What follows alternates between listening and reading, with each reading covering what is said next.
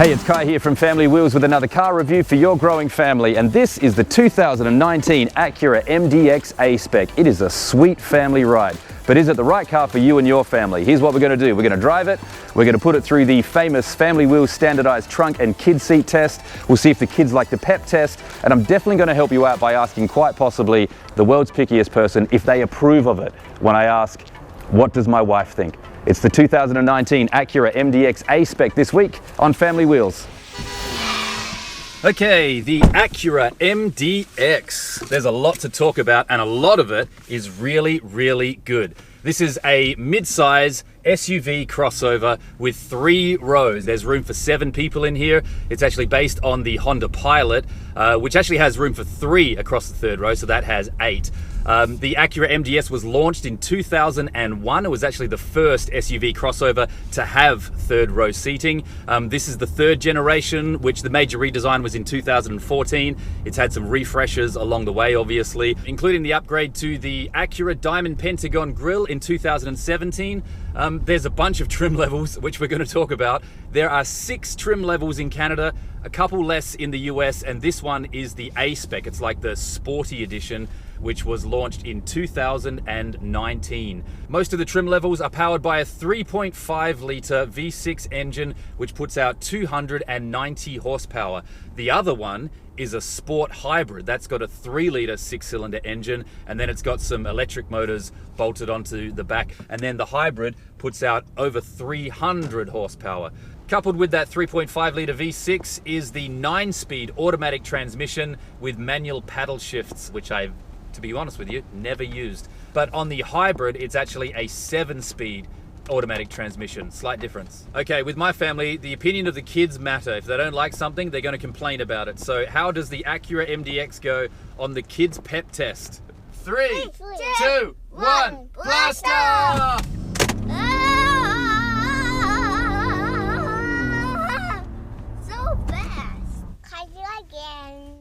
How much does the Acura MDX cost? Well, in Canada, it starts at $54,000, and in the States, it starts at $44,000. This one, the A Spec, starts at just over $60,000 in Canada and $54,000 in the States. The top level is where it gets a little bit interesting and very different. So the top level in Canada is called the Sports Hybrid. So it's the hybrid engine. It's the only one available with the hybrid engine. And you get all the trim, all the bells and whistles. And that starts at around $69,000. But in the States, it's a little bit different because according to the Acura website, you can actually attach the hybrid engine to any spec that you like, any trim level. So you could actually get the hybrid engine for under $50,000 if you want. So under 50 in the States, 69 in Canada if you want the sport hybrid. Some good news, they all have super handling all-wheel drive. What is super handling all-wheel drive? Well, it means that it puts the power out to the wheels that need it at any particular moment, given driving conditions, given traction, given power, and you can actually see it in real time. You can bring it up on your dash and you can see where the power is going to at any given time. I was surprised that often goes mostly to the front wheels, which I found surprising. It's fun to watch for a little bit, nothing you need sort of permanently, but it's kind of fun to see that as well. Gas mileage is very important for us here at Family Wheels, so what are we getting on the MDX? Well, in Canada, combined 11 litres per 100 kilometres, and in the States, we're getting 23 miles per gallon. Let's compare that to the Sport Hybrid, and here's where I have a little bit of an issue. So in Canada, the Sport Hybrid will get 9 litres per 100 kilometres, and you'll get 27 miles per gallon in the States. It's a small differential. So in Canada, 9 for the hybrid versus 11 for the regular. And then when you look at the base model, $54,000 versus the Sport Hybrid, $69,000. Just to get the hybrid engine, is it worth it to pay that much more? That's for you to decide. But in the States, obviously, you can get that better gas mileage on a much lower trim level, so you're probably getting much more value for money. That's something that you'll have to consider for you and your family. Let's take a look at the interior. It's lovely. It's absolutely lovely. It's well appointed. It's got beautiful seats. This leather is wonderful. I really, really enjoy it. The trim, I call it faux carbon fiber for the A Spec looks really nice as well. The adjustable seating, power in every which way for the driver's side and for the passenger side as well. There's 2 presets for the driver's side, which is attached to your fob. So you jump in, if you got whatever key you've got, it automatically reverts to your seating position, which is really nice. Sound system is wonderful in this car. You can get anywhere from 8 speakers to 12 speakers. This one in the A Spec has a 10 speaker stereo system, which is lovely. You don't need more than that, I don't think, but if you're gonna get the 12, it can only get better. What I like about this interior, it is very uncluttered. It is very clean. You've got the push button gear changing system down here from park to reverse. So there's neutral and drive. You press back for reverse, which is, at first I thought it was a bit weird, but it's actually nice to change back and forth. Say if you're doing a 3-point turn quickly, which the gearbox is actually pretty quick on. I ended up doing sort of index finger and middle finger for reverse, and then using the thumb to get back into drive really quickly. D and S is sport mode, so you've got drive and you've got sport mode, which does make a difference. When you've got sport mode, it'll obviously keep your revs up a little bit more, and it's much more responsive on the throttle.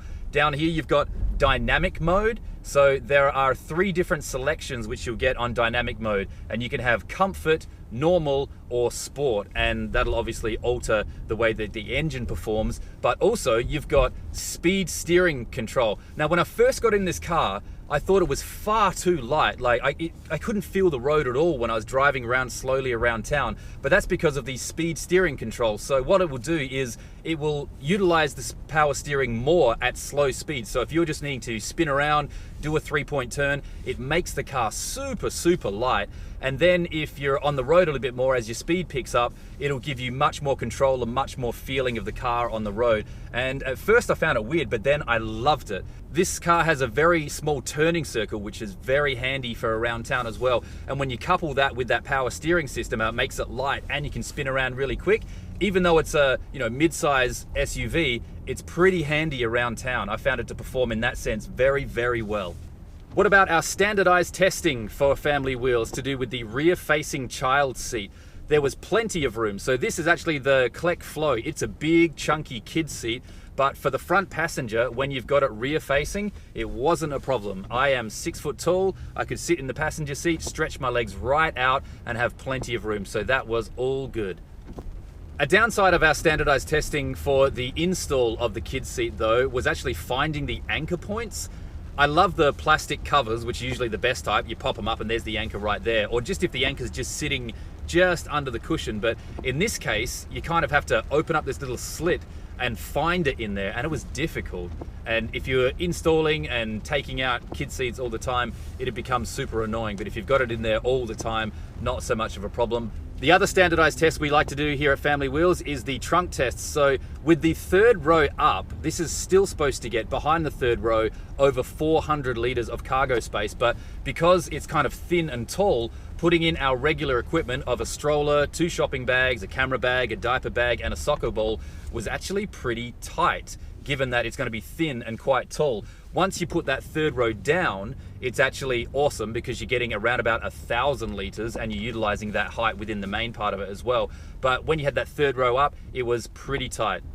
The configuration of the back seats, the 2nd and the 3rd, was something I absolutely loved about this car as well. It's very versatile. So if you're in the 3rd row or you want to put the 3rd row up, it's really easy to put up and down, just a quick lever. And the 2nd row is even more impressive. If you're in the 3rd row and your friends get out and they forget to let you out, it's okay. There's a button on the back of the 2nd row. It'll pop the seat forward, slide it forward. The same button exists on the side of the 2nd row passenger seat as well. If you pop the door open, it's there. You just push it, it does it itself. And then collapsing it to proper flat takes one little button as well. Just hit that, lift it up, and that whole seat will just collapse forward, and it's true flat as well. If you've got 2 people with this car, then you can just pop a mattress in there and have a good old snooze.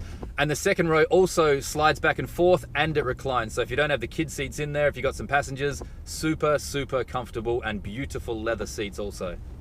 Let's look at the steering wheel. It's sporty, But when you've got the A Spec, which is the sporty edition, but then they don't give you anything under the hood, it's kind of like, why did you make it all really sporty? Like for the steering wheel, I'd probably prefer up top for this top leather to be around the whole way, especially if you're going to make the sports version. I don't know, give me an extra 50 horsepower or something, but let's put that aside for a second. The steering wheel is nice. It's got all your regular buttons that you need. One thing I love about it is the wheel for the volume and everything. It's not, you don't have to push a button several times. You can just spin up on the wheel. And then if you want to change radio stations or songs, you just push on the side of the wheel. That part of it, I didn't love. I'd prefer if there was, I don't know, maybe it was a bowl or something like that, or the buttons for the sides. It was a bit awkward pushing to the side, but that's no biggie. I love being able to put the volume up like that. Let's take a look at the infotainment system. Now, the MDX still has the 2-screen infotainment system. Now, this is going to change soon, you'd imagine, because the RDX, the one slightly smaller than this, has the brand new infotainment system, which will be rolled out across the Acura range. So at the moment, you've got the 2 screens, which a lot of people aren't a fan of. The main thing is that the top screen up here, you are controlling that via these tactile buttons down the bottom here. So anytime that you need to make the changes, you're sort of looking above, and it's kind of weird because you're using all these buttons and controls for a screen that is 2 screens up versus the one just here. The lower screen that controls your radio and your climate control, even though the graphics aren't wonderful, it is very responsive and it does everything that you need. It's kind of doubling up though, so you've got the tactile buttons here for your climate control and everything, but then you've also got the same buttons right above it doing the same thing. So they're doubling up for no reason. Maybe they could have utilized that space for something else. So maybe that's going to be changed with the new upgrade to the other infotainment system. Also, the top screen doesn't do a lot. It does, if you've got your Apple CarPlay and your Android Auto, which it all comes with, it's utilized up there, and your navigation system, which is virtually pointless given that now you've got Android Auto and Apple CarPlay. You're probably using maps in that sense anyway. So there's not a lot you can do up there except for a lot of settings changes. So wasted space until they integrate those two together, which is coming up soon. It's not terrible, but it just could be better, that's all. Center console, it's nice and wide, there's lots of space. You've got a 2-button storage system right here. You've got the ones just up top, and then you click the other button, and then you've got this giant tub for storage down the bottom, which has this sliding thing right here. You can store things or your phone on top of that sliding platform as well, which is pretty handy. And down here, you've got all your charging and your power options. You've got your auxiliary inlet, you've got a power outlet, you've got 4 USB charging ports in this car. You've got a couple at the back for the passengers. It's also dual climate control as well, so they've got their own zone back there, and they've got 2 charging ports and another power outlet as well. There's also another power outlet in the 3rd row, so there's no shortage of those. The other button down here on the console is the automatic engine cutoff for when you're at stoplights. You want to save some gas and no idling, obviously emissions. You can hit that button and it will engage that, or you can turn it off whenever you like. Just on that though, there's one thing I didn't love about it. So when you stop and the engine automatic cutoff goes, you can either take your foot off the brake obviously, or hit the accelerator, or it actually takes your power steering off as well. So you can actually just grab the steering wheel and it will restart the engine. The problem I would have with that is that, say you're at the stoplights, let me just re-engage this again, and you're behind someone, they're turning, the engine cuts off, and then all of a sudden you want to quickly pop around them. It might take half a second to find that gap. So to go, come on, there we go. So you lose maybe half a second to a second, which is nothing massive, but when you're popping through traffic and everything, sometimes half a second can make all the difference. So if you don't want that, then just turn it off. What about the road test in the MDX? I liked it. In fact, I actually loved it. It fits perfectly with what this car is. So you don't have too many different engine settings, but you've got just enough if you want to have a little bit fun. It's not overwhelming. So at the moment, if I've hit this dynamic mode, I've got it just in comfort, or there's normal. But if we want to give it a bit more punch, we'll put it to sport, and then we'll couple that with the sports setting on the manual transmission down here. And what that's going to do is it's obviously going to sharpen your engine right up. Even at slow speed here, it's holding my RPM and the gear down a little bit. And also it will tighten up the steering wheel. Remember I mentioned the sports steering assist system, which will adjust the steering to whatever speed and conditions you're in. If you've got both of them in sport, it will actually make it so that you can even feel the road at really, really low speed. So if we couple both of those things, we can actually give it a bit of a squirt here and have some fun. Here we go.